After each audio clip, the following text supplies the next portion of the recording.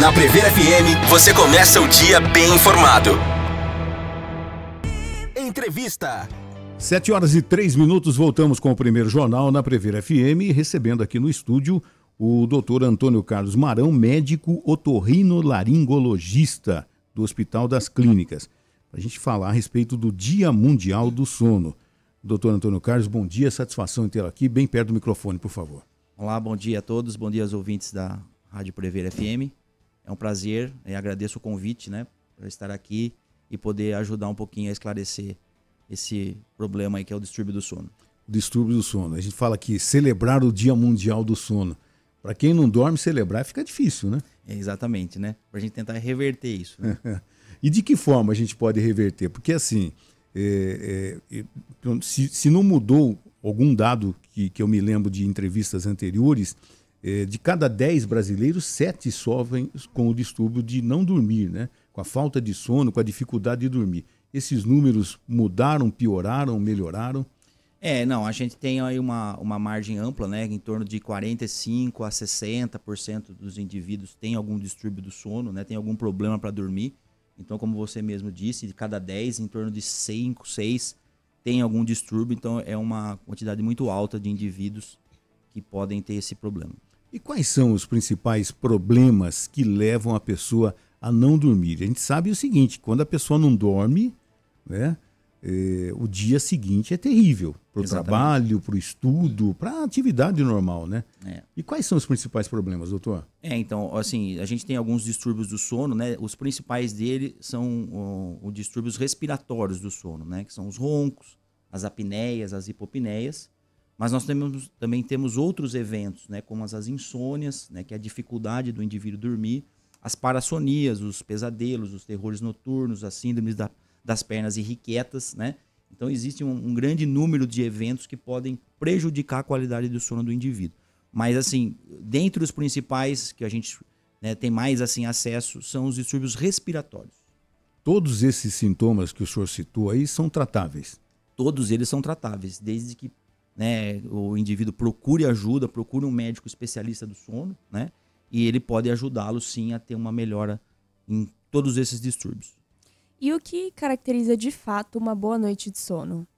Olha, isso é muito individual, né? Então, uma qualidade, uma boa noite de sono, ele tem um número de horas que vai para cada indivíduo, né? E isso muda no decorrer da nossa vida, né? Um recém-nascido ele tem que ter em torno de 14 a 17 horas do sono e um idoso em torno de 6 horas já pode ser o suficiente, né? Entendi. Então, isso é muito variável. Varia de indivíduo para indivíduo, às vezes o mesmo indivíduo, uns têm mais necessidade que outros, mas a boa noite de sono, teoricamente, ela vai ser assim, o indivíduo que acorda no outro dia, ele está plenamente descansado, ele está revigorado para iniciar a sua jornada de trabalho. Aquela pessoa que sente sono o dia todo, tem algo de errado com ela? Muito provavelmente, ou ela tem um número de horas reduzidas, ou ela sofre de algum distúrbio que prejudica a qualidade do sono dela. O tempo de sono, o tempo de realmente dormir, como o senhor disse no início do nosso bate-papo aqui, ele varia de pessoa para pessoa. De repente, no meu caso aqui, né, eu acordo 3 e pouco da manhã todo dia. Então, 8h30, 9 horas no máximo, da noite, 21 horas, eu estou dormindo, já estou tentando dormir, né? Varia de acordo com a pessoa. Por exemplo, eu durmo e não acordo cansado. Agora, tem gente que pode dormir 6, 7 horas por dia e tem o cansaço, ainda reclama. Nossa, dormi essa noite. Quer dizer, dormiu, deitou para dormir, mas não dormiu. Teve os problemas que nós citamos no início, é isso? Exatamente, né? Então, assim, durante o sono, nós chamamos de arquitetura do sono, né? O sono, ele existe em fases, que vai desde a fase superficial até a fase profunda, né? A gente sabe que quanto mais você atinge a fase profunda do sono, mais revigorado você fica. Então, alguns pacientes que, devido a algum distúrbio do sono, principalmente as apneias, eles não atingem durante o sono um número de horas na fase profunda, por mais que ele tenha dormido uma quantidade de horas satisfatória, essa qualidade não foi tão boa e o paciente vai ter sonolência diurna. O quanto influencia as interrupções durante uma noite de sono, como, por exemplo, levantar para ir ao banheiro ou algum barulho que te acorda, algo do tipo, O quanto isso interfere na qualidade do sono? Eu acho que esse, como a gente referiu anteriormente, né? Quando você tem uma interrupção do sono, um despertar, você acaba voltando às fases iniciais do sono, que são fases que têm uma menor qualidade de descanso, de reparação do sono, né? Então, se você fica acordando o tempo todo, e esses despertares eles podem ser conscientes, como vocês vão ir ao banheiro, ou escutam algum barulho, né? Ou até inconscientes. As pessoas que têm um ronco, uma apneia, ele não percebe que ele acordou, né? Mas ele realmente tem um despertar e isso vai impactar na qualidade do sono dele. A pessoa do lado né, vai perceber que você está com a apneia, está roncando e ela não está conseguindo dormir também. Isso, então, aliás, né, normalmente quem repara nisso é o cônjuge, a pessoa que dorme com esse indivíduo, porque o indivíduo às vezes não percebe, né, ele não acorda, ele tem vários despertares durante a noite, mas para ele dormiu a noite inteira. Né? E até que ponto a apneia pode levar a um problema mais sério? De repente a pessoa dá ele engasga, né, e acaba acordando sufocado e tal. O que pode ser mais sério, inclusive, se não tratar a apneia, doutor? Então, a apneia, ela se caracteriza por uma doença crônica, né? Então, às vezes, muita gente acha que vai morrer engasgado ou vai morrer dormindo porque tem apneia. Isso não é verídico, né? O nosso organismo, ele vai nos acordar. Então, se a gente tem uma apneia, se a gente parou de respirar, nós vamos criar reações no nosso organismo que vão nos despertar. Mas, ao longo do tempo, né, esses episódios de apneia, ele pode trazer distúrbios cardiovasculares. Né? Então, são pessoas que são mais propícias a sofrer um infarto, a sofrer um derrame. Né? Então, é uma doença de longo prazo, é uma doença crônica, mas quanto mais cedo ela é diagnosticada e ela é tratada, menor a chance do indivíduo ter esses problemas. Então, de repente, o parceiro ou a parceira, né, vai poder dizer, olha, a gente está precisando procurar um médico que você está com apneia e a sequência, né, a constância da apneia pode levar, inclusive, a uma doença mais séria. Né? Isso, então acho que esse indivíduo, o cônjuge, ele tem um papel fundamental, né? Que às vezes o indivíduo mesmo não percebe. Pode perceber, às vezes, pela sonolência diurna, né? Ou quando acorda assustado, né? Também acorda assustado, né? Tem episódios aí desses despertares. Em relação à famosa insônia, o que causa?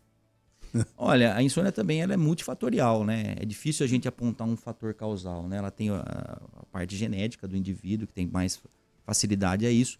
Mas eu acho que assim, a sociedade moderna como um todo, ela nos faz a insônia, né? O estresse, a tensão, né? As horas de trabalho, né? Acho que todos nós aqui temos nossas jornadas de trabalho, mas depois delas nós respondemos e-mail, nós acessamos redes sociais. Então, eu acho que essa sociedade moderna que tem esse ritmo de trabalho que passou hoje das 8 horas diárias, né? Favorece a insônia. Tem gente no mundo de hoje que não larga do celular, né? E vai deitar, inclusive coloca o celular embaixo do travesseiro. Né? É quase uma naninha ali. Não, você imagina uma coisa dessa. Como é que uma pessoa que tem esse hábito, esse péssimo hábito, vai conseguir dormir? Que deixa lá ligado, deixa o Wi-Fi ligado, então ele vai receber mensagens de madrugada, enfim, tudo isso. Como é que uma pessoa dessa pode reclamar que não dormiu, doutor? Então, eu acho que hoje, assim, um dos esclarecimentos que a gente costuma fazer, né, para que você tenha uma melhor qualidade do sono, é justamente isso, né? É você ter um descanso. Então, a tela, a atenção que você fica, um barulhinho de receber uma mensagem, a pessoa já quer saber o que aconteceu, né? Então, ele vai ter uma desatenção, um período de atenção maior, né? Isso vai prejudicar no início do sono dele ou na manutenção do sono, né? Então, uma das técnicas para a gente ter uma boa qualidade do sono é justamente evitar o uso de telas, principalmente dos celulares, de computadores, já 2 a 3 horas antes de dormir. Existe o sono atrasado? Porque tem gente que fala assim, nossa, faz 2 dias que eu não durmo direito, eu estou com sono, estou com sono atrasado. Essa expressão é errada? Não, essa expressão não é errada, né? Então, se, por exemplo, por um motivo ou outro, durante 1 ou 2 noites, você teve um número de horas reduzidas de sono, realmente você pode compensá-la, né? Então, no final de semana eu vou dormir um pouco mais e isso acaba trazendo para o indivíduo uma melhora, né? Mas é claro que isso não pode ser a rotina, né? O ideal é que você tenha um número de horas por noite adequadas, né? Mas por um motivo ou outro, seja de trabalho ou algum outro compromisso que você teve durante uma noite, você perdeu um pouco esse número de horas, você pode recompensá-lo sim. A qualidade do sono da noite é diferente do dia, por exemplo? Quem trabalha, né? Às vezes precisa trocar até o dia pela noite, digamos assim. Isso é uma pergunta pessoal, hein? Essa é uma pergunta pessoal. Trabalha a noite inteira, vigia noturno e tudo mais, né? Precisa dormir de dia. A qualidade do sono é diferente? Então acho que essa pergunta é bem pertinente e realmente faz sentido, né? Claro que a gente tem que comentar sobre características individuais, né? Tem pessoas que suportam melhor isso, que têm um alto rendimento, às vezes, quando trabalha à noite e descansa de dia. Mas o nosso organismo ele foi feito para dormir durante a noite, né? Então nós temos um hormônio, a melatonina, que ele é produzido quando está escuro, né? Então a gente precisa de um ambiente escuro para dormir, nós precisamos de silêncio para dormir, e às vezes não é isso que acontece durante o dia, né? Nós temos barulho na rua, nós temos a própria casa, os outros indivíduos da casa estão acordando, estão fazendo barulho, estão tocando o telefone. Então isso pode sim atrapalhar. Então essas pessoas que trabalham no contraturno realmente são as que mais sofrem com o distúrbio do sono. Doutor, a melatonina é conhecida como hormônio do sono. E tem gente que... existe até um medicamento à base de melatonina, né? Sim. Que ajuda a pessoa a dormir. Então, é claro que isso foi difundido assim, de uma forma muito grande, né? Nem sempre é uma falta de melatonina, mas alguns indivíduos têm uma produção menor de melatonina. Então, em casos muito assim específicos, a reposição da melatonina pode ajudar o indivíduo sim a dormir. Por que um indivíduo tem uma condição menor de melatonina no organismo? Às vezes isso é pela própria característica genética dele ou pela profissão, que é um paciente que às vezes acaba trocando os turnos, né? E isso pode ocorrer. Pacientes que às vezes não têm um ambiente adequado durante a noite, né? Tem luminosidade, né? Então a gente fala que cada vez mais importante isso. O nosso ambiente, o nosso local do sono, ele tem que ser um ambiente escuro, né? Ele tem que ser um ambiente com uma temperatura agradável, não pode ser nem muito quente, nem muito frio. Então tudo isso favorece, uma boa alimentação favorece a produção de melatonina. Lembrando que sempre, né, no caso de reposição da melatonina, sempre procure um médico, um profissional responsável para fazer a indicação se você precisa realmente, né? Eu acho que um dos objetivos dessa Semana do Sono e da gente estar aqui é justamente isso, né? É esclarecer a população contra os perigos da automedicação e sempre que possível, sim, procurar um profissional. E como os nossos hábitos influenciam a noite de sono? Por exemplo, alimentação, exercício físico? Isso, né? Então a gente tem uma cartilha, né, que a gente prepara, chamada higiene do sono, né? Então, começando às vezes até pela tarde, né, mesmo, né? Então, para ter uma boa noite de sono, você precisa ter algumas prerrogativas durante o dia. Evitar estimulantes, às vezes no período da tarde, cafeína, por exemplo, né? O café com preço que tá... Não tá fácil. Tá fácil. Uma alimentação mais pesada que vai dificultar a sua digestão à noite, ela pode prejudicar a sua qualidade do sono. Então, dê preferência no jantar para alimentos mais leves e fáceis de digestão. Uma carne grelhada, uma salada, uma sopa, um sanduíche natural, né? Atividade física, ela também é variável, mas a gente pede que a pessoa não faça atividades muito extenuantes no período noturno, né? Então, vamos fazer uma corrida muito grande ou uma academia. Que os exercícios sejam mais relaxantes, um alongamento, um yoga, meditação, né? Para que você já mostre ao seu corpo que está chegando o momento dele dormir, dele descansar, né? Quando chega o final de semana, de repente, muita gente, muitas famílias, muitos casais gostam de tomar o seu vinho, né? E, de repente, depois do vinho vão dormir e tudo mais. Até que ponto o uso do álcool, eu não digo nem excessivo, de repente, se você tomar uma taça de vinho ou 2 taças de vinho, ela pode prejudicar o sono. Então, assim, a bebida alcoólica, inclusive, ela é contraindicada, né? No período noturno, justamente para não atrapalhar no sono. Claro que o álcool, ele é relaxante. Então, quando ele é usado em pequenas doses, ele pode favorecer o sono. Mas, como a gente já falou em alguns distúrbios do sono, principalmente o ronco e a apneia, eles são piorados pelo uso do álcool. Então, às vezes, o indivíduo acha que ele vai dormir mais rápido, até porque ele está mais relaxado, mas a noite de sono dele pode ser pior devido ao uso do álcool. E a cônjuge não dorme também. E aí o ronco vai atrapalhar também, né? De novo, né? De novo. Ainda nessa linha, a pessoa que é sonâmbula, ela tem muitas vezes acorda, às vezes anda, fala, né, durante o sono e nem percebe que está fazendo isso. Mais uma vez, a gente está falando da importância do cônjuge, quem dorme do lado, de verificar isso. Mas a qualidade do sono dela é perturbada com essa... Sim, né? condição? Então, como eu comentei com você, né? O sonâmbulo, que é uma parassonia, ela também não vai atingir as fases profundas do sono, né? Pra você ter uma ideia, o sono REM, que é o sono mais profundo, que é o principal sono que nos revigora, ele tem uma atonia muscular. Então, quando você está na fase REM, você não se mexe. Ou seja, se a pessoa está andando ou falando, ela não está na fase REM, ela não está na fase profunda do sono. Então, por mais que ela esteja dormindo, ela não está descansando adequadamente. E é comum o sonambulismo? Não é tão comum quanto os distúrbios respiratórios, né? Eu não sei te dizer em porcentagem, Tá. mas ela é muito mais baixa do que a apneia e o ronco. E é tratável de maneira fácil? Também tratável, desde que procurado um profissional de respeito, um profissional que entenda. Né? E é perigoso, né? Sim, é perigoso, né? Até porque o indivíduo ele não tem consciência do que ele está fazendo, né? Podendo até causar acidentes graves. Reza a lenda que você não pode acordar um sonâmbulo, né? Isso é verdade ou é mito? Eu acho que isso é mais mito do que mais verdade, mito, né? Mais mito. Você tem que deixar o indivíduo à vontade para ele não se assustar e às vezes ele mesmo se machucar por fato de ter sido acordado abruptamente. Depende do que ele vai fazer. Depende do que ele vai fazer, é melhor se acordar. E em relação aos episódios de terror noturno, que inclusive causam medo nas pessoas ao redor? Gritos e tudo mais. Então, eu acho que assim, é um distúrbio do sono, né? Ele não é um problema grave, né, no indivíduo, mas ele também prejudica a sua qualidade, né? Então, apesar de você ter um nome terror noturno, parecer alguma coisa muito séria, muito grave, é mais mesmo para você não ter qualidade do sono. Então, esse indivíduo não vai ter uma qualidade adequada do sono e também precisa procurar um profissional para ser tratado. Nós estamos conversando com o médico otorrinolaringologista, Dr. Antônio Carlos Marão. Hoje é o Dia Mundial do Sono. É hoje? Na realidade, o Dia Mundial do Sono, ele varia a cada ano, né? Uhum. Esse ano foi comemorado no dia 14. É na última sexta-feira antes do equinócio de março. Ou seja, nós estamos virando agora hoje, entrando no outono. Então, foi comemorado na sexta-feira.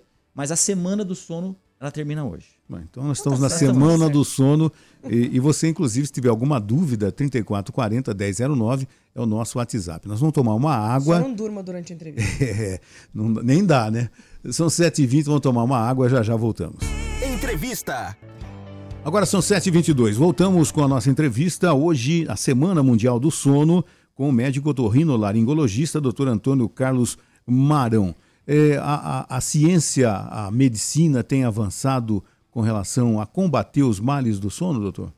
Sim, eu acho que, como a gente vem falando, a sociedade moderna, ela vem mostrando isso, né? Os indivíduos que têm uma pior qualidade do sono apresentam doenças mais graves, né? Como a gente já citou, doenças cardiovasculares, infartos, derrames, né? Acredita-se que alguns indivíduos têm dificuldade em perder peso, então a obesidade pode estar relacionada com uma má qualidade do sono. Então, os custos, né, que isso gera para a sociedade, né, acabaram sendo visualizados, e a melhor forma de você prevenir isso justamente é a prevenção, é ensinar o indivíduo que ele tem que dormir melhor.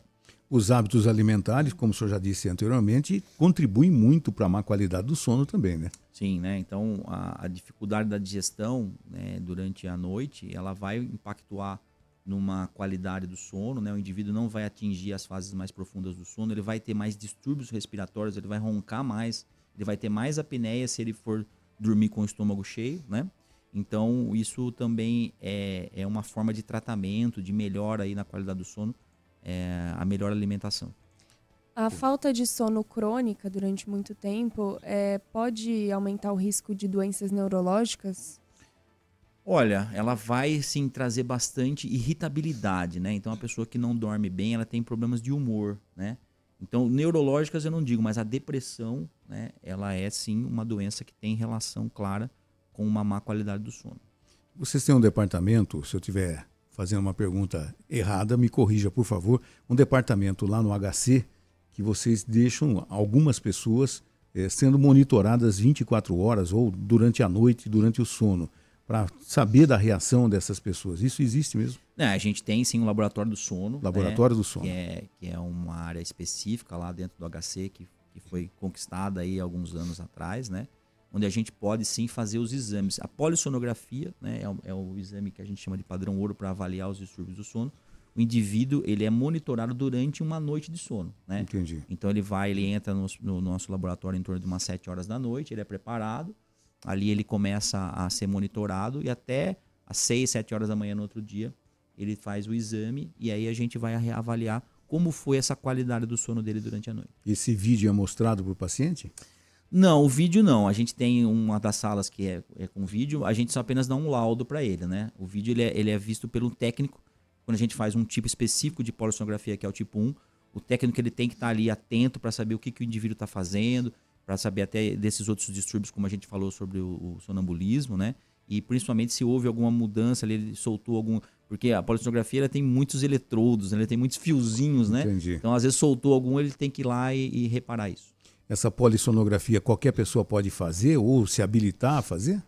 Normalmente ela tem uma indicação, né? Uma indicação. A indicação é justamente pela má qualidade do sono, tá? Tá. Mas hoje, cada vez é mais comum a gente estar pedindo, né, a realização desse exame, até porque a grande maioria das pessoas, como a gente falou, né, quase 70% dela tem algum distúrbio, então é um exame que tem uma indicação bem alta. Normalmente encaminhada por um profissional, né, para que possa se certificar de tudo aquilo que foi dito, né, numa entrevista médica e tal, e de fato está acontecendo. É isso, né? Então o paciente vai passar por uma avaliação médica, né? Ele vai ser feita uma anamnese, que é uns questionários que ele tem a respeito do sono, e a partir do momento que há uma desconfiança de que esse paciente tem algum distúrbio do sono, está indicado sim a realização da polissonografia.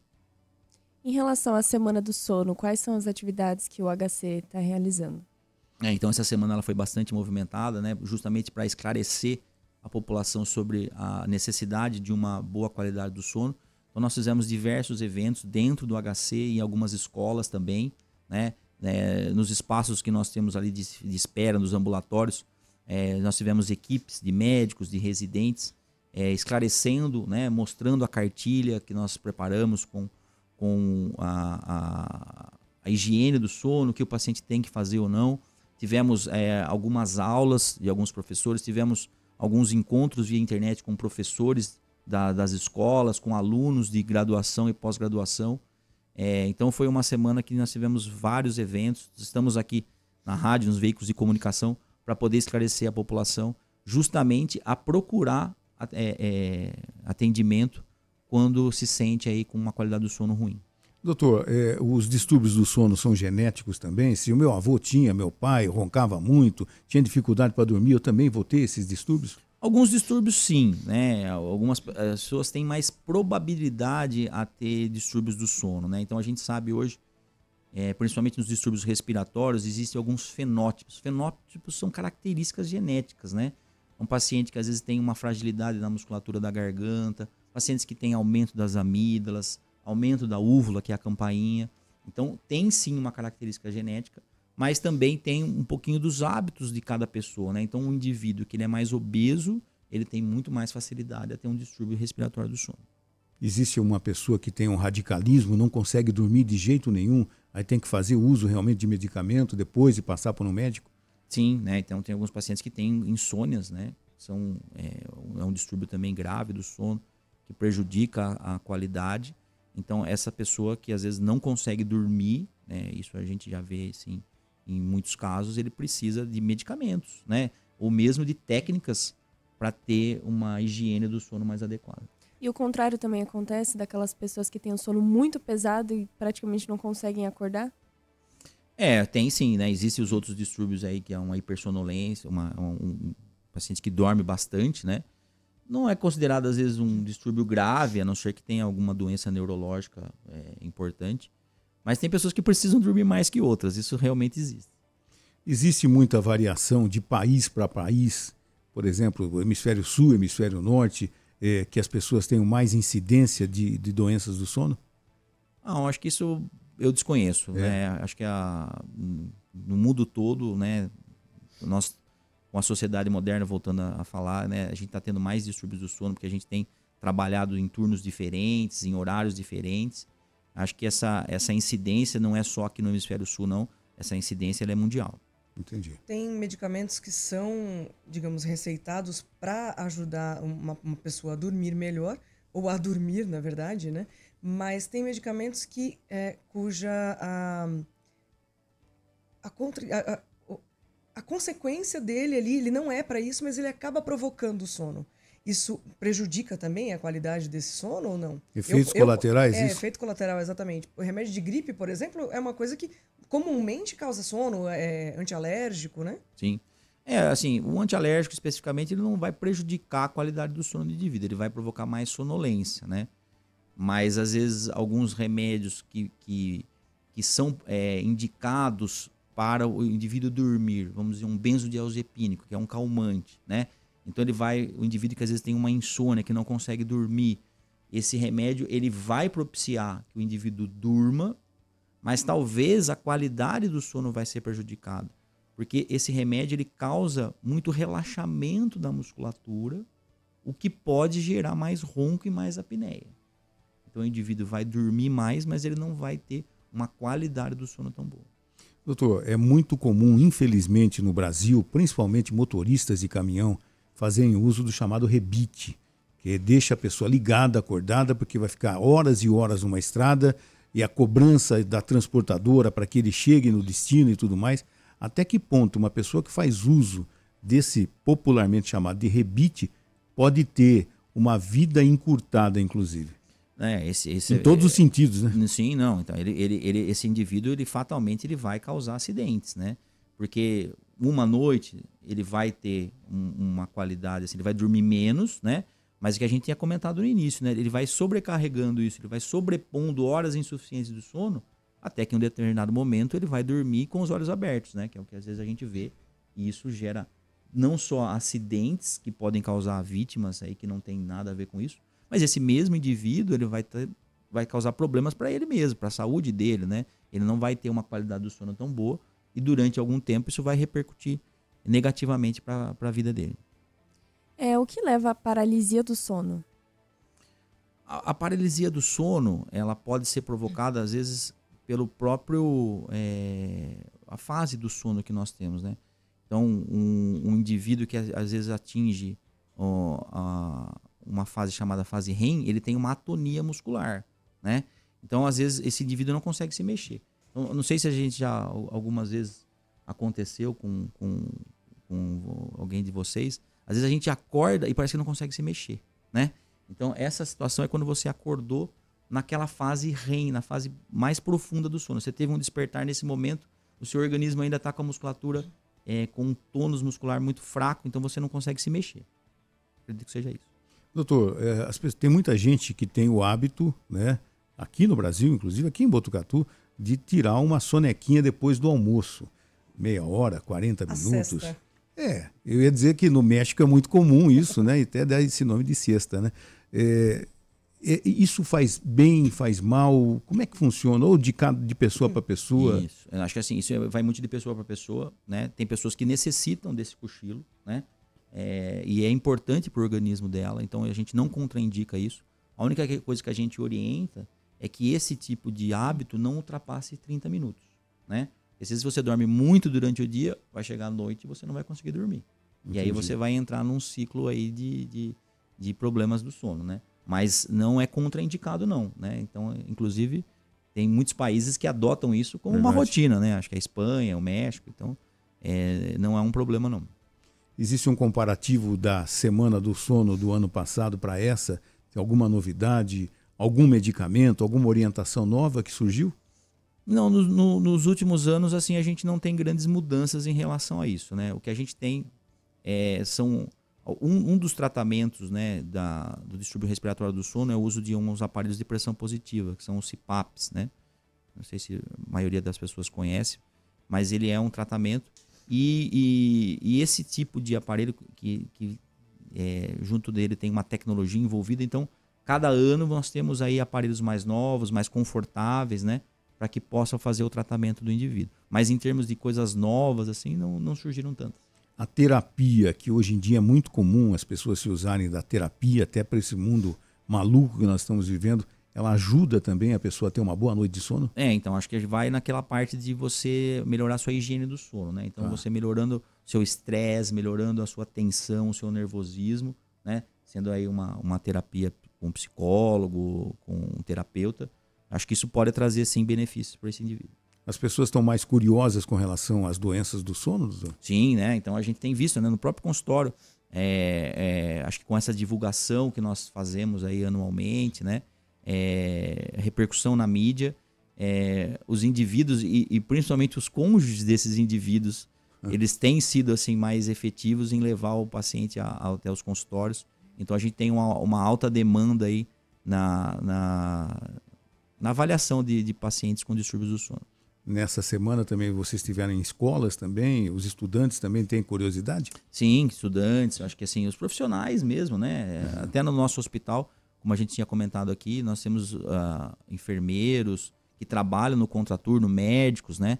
Então esses indivíduos eles estão cada vez mais curiosos, sabendo das repercussões que pode trazer ao organismo deles essa mudança aí, né, no hábito do sono.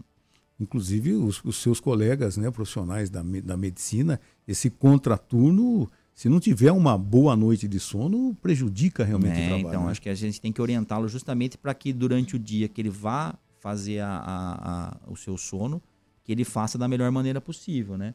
Desde a preparação do próprio indivíduo até o ambiente onde ele vai dormir. A gente brinca, né, que normalmente você tem um boleto para pagar no dia seguinte, né? Mas com medicamento, dormir cedo, não adianta, você não vai conseguir dormir, né? Então a gente às vezes assim, orienta, né, os pacientes que muita gente às vezes na hora de dormir é que vai começar a pensar nos problemas, né? Então uma das técnicas é você reservar 15 minutos, meia hora do seu dia, né? Pode ser às vezes no início da manhã, para você pensar nesses problemas, para que você durante a noite não fique martelando isso e prejudicando a sua qualidade do sono. Tem até uma lenda aí, né? Uma piada, né? Que, bom, eu não vou pagar mesmo, a preocupação, quem vai perder o sono é para quem eu devo, Eu né? devo, né? Doutor, a gente gostaria de agradecer a sua participação aqui no Primeiro Jornal. Nos mantém informados sobre as novidades no combate às noites mal dormidas e disponha da gente, viu? Eu que agradeço mais uma vez a oportunidade, né? Eu acho que a função, né? O objetivo da Semana do Sono é justamente isso, é a gente poder esclarecer, tirar algumas dúvidas da população, né? Para que a gente consiga combater esse grande mal aí que é a má qualidade do sono. Muito obrigado, bom dia, doutor. Bom dia. Você ouviu Primeiro Jornal, Previr FM.